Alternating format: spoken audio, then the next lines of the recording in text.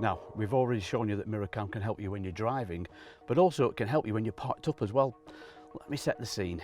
You've parked up the truck, you've drawn all the curtains, you're half asleep, and suddenly you hear a noise. You don't want to get out of your cab for the safety side of it. Here, MirrorCam can help you.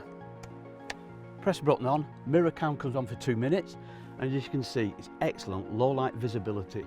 We're in a warehouse here, it's a bit dark, we made it artificially dark, just to show you how great vision you've got. Obviously, most importantly for you then, you remain safe in the cab.